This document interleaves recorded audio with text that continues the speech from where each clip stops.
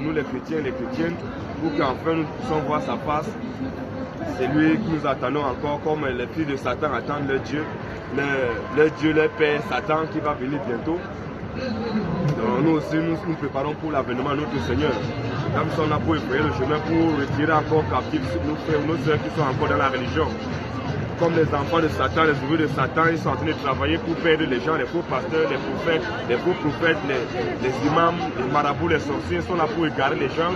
Et nous aussi, nous sommes là un petit nombre pour annoncer vraiment la parole authentique du Seigneur Jésus, pour en sorte que non pas la grâce du Seigneur Jésus, nos frères et nos soeurs pour revenir à la vie. Donc c'est dans cela que nous sommes. Nous rendons vraiment grâce au Seigneur Jésus-Christ pour le travail qu'il a fait, qui continue vraiment de nous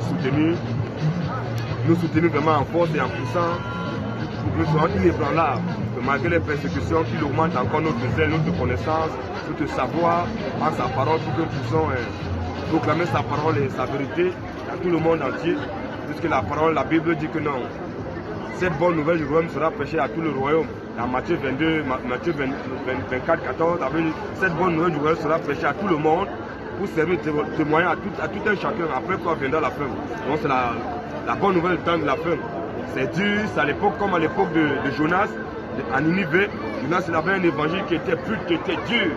C'est comme ça que Dieu a arraché ceux qui étaient sur l'appartenance. La même chose qui se passe, puisque Dieu a dit que dans les derniers temps, la même chose qui s'est passée avec Noé, avec Jonas, la même chose, le même évangile qui va sortir maintenant, qui va être prêché dans ce temps de la fin. Donc c'est ça que nous sommes en train de prêcher, c'est pour faire en sorte que ceux qui sont de Dieu, ils vont connaître le langage, ils vont revenir.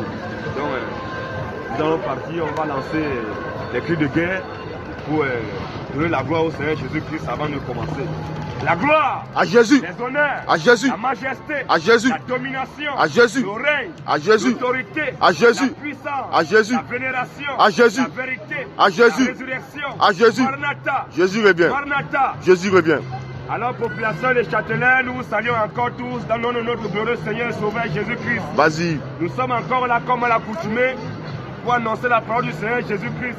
Pour vous annoncer la bonne nouvelle du royaume des cieux. Pour vous dire que malgré tout ce que vous êtes, peu importe qui tu es, le Seigneur Jésus-Christ t'étend encore la main à part de cette parole de grâce. Il t'étend la main par sa parole de grâce pour que tu puisses revenir à la vie. Lance ta main et attrape cette main de grâce qui t'invite maintenant par la grâce du Seigneur Jésus-Christ pour que tu puisses revenir à la bergerie. Parce que Jésus a dit dans sa parole, allez par tout le monde et prêchez la bonne nouvelle à toute la création. De sorte que celui qui croira et qui sera baptisé, il sera sauvé. Et que celui qui ne croira pas, il sera condamné. Alors toi qui es vivant maintenant, tu as encore la chance. Repends-toi si tu entends ce message. Repends-toi et convertis-toi. Parce qu'à n'importe quel moment, la mort peut te visiter. À n'importe quel moment, la mort peut te frapper. Vas-y. On peut se séparer le soir, tout à l'heure, le matin, tu ne te lèves plus. Parce que si toi tu es debout, tu es en santé, rends grâce au Seigneur et accepte ce message. Ce message de grâce et de vérité. Parce que la mort peut te frapper même le soir. En traversant la route, la mort peut te frapper. Tu penses que toi tu as beaucoup d'argent. Tu es bien vêtu, tu es bien belle, tu es bien maquillée. Vas-y. Mais quand tu vas mourir, ton âme ira où? C'est la question fondamentale à laquelle chacun devait chercher à connaître. Parce que la Bible dit vanité de vanité, tout est vanité. L'homme n'a rien emporté sur terre. En mourant, tu n'emporteras rien. Mais quand tu mourras, ton âme va aller où? C'est dans quelle situation ton âme va retourner au Créateur? Tu iras où après ta mort? Est-ce que ton argent pourra te sauver?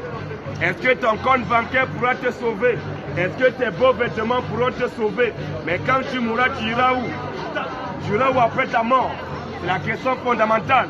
La bonne nouvelle ici ce soir, c'est que toutes les femmes qui prêchent la parole de Dieu, elles sont déchues de la grâce. Vas-y. La femme n'a pas le droit de prêcher la parole de Dieu. Dieu n'a jamais mandaté une femme prêcher sa parole. Parce que quand Jésus est venu, le Dieu véritable manifesté en chair, quand il prenait ses disciples, il a pris 12 disciples. Il n'a pas pris une femme pour mettre dans les 12 disciples pour faire la parité. Même le démon qui devait le livrer, le démon, le fils de Satan qui était dans le groupe parmi les 12, Jésus n'a pas pris une femme, mais Jésus a pris un homme, un démon pour venir faire le travail pour le livrer. Maintenant, toi, tu es une femme, là, viens nous montrer maintenant qui t'a envoyé. Parce que dans les rues, on vous voit avec les Bibles, avec les grosses Bibles, les micros, tu as bien un pantalon, maquillage par-ci, par-là. Tu es en train de dire, mon frère, Jésus t'aime. Mon frère, donne ta vie à Jésus. Est-ce que Jésus aime? Toi, tu peux donner ta vie à Jésus.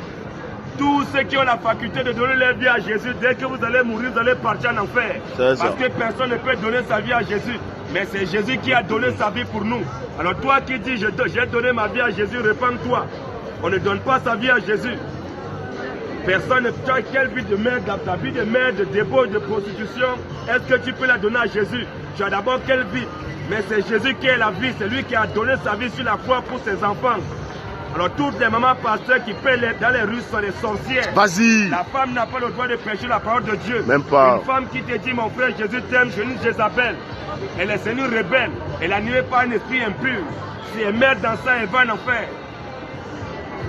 Tous les pasteurs qui ont fait école pastorale, dès qu'ils meurent, ils vont en enfer. Les écoles pastorales ne viennent pas de Dieu, mais les écoles pastorales viennent de Satan. Alors si ton pasteur allait à l'école pastorale, ton pasteur c'est un voleur. Parce que quand ils sont des écoles pastorales, ils viennent diviser Dieu en 3 parties. Dieu le Père, Dieu le Fils et Dieu le Saint-Esprit. Alors nous vous rappelons aussi ce soir, nous vous informons aussi ce soir que Dieu le Père c'est un bandit. Dieu le Fils c'est un mouton. Et Dieu le Saint-Esprit c'est un bâtard. Ces 3 dieux là, nous les chrétiens, nous ne les reconnaissons pas. Mais nous confessons, nous les étant chrétiens, nous confessons la divinité absolue du Seigneur Jésus-Christ. Parce que c'est Jésus-Christ qui est le Père, c'est Jésus-Christ qui est le Fils et c'est Jésus-Christ qui est le Saint-Esprit. Ce n'est pas 3 personnes, c'est Jésus-Christ qui joue ce rôle-là. Il a joué beaucoup de rôles, il est consolateur, il est Fils, il est tout ce qu'on peut imaginer, c'est lui le Créateur. Il joue beaucoup de rôles, mais c'est lui qui est Jésus-Christ. Vas-y. Alors toi qui dis que Dieu le Père existe, Dieu le Fils, Dieu le Saint-Esprit, viens nous dire Dieu le Père, Dieu le Fils, Dieu le Saint-Esprit, ils sont combien de dieux? Ils forment combien de têtes? Tous ceux qui confèrent la Trinité, dès que vous mourrez, vous irez en enfer. C'est ça. La Trinité ne vient pas de Dieu, mais la Trinité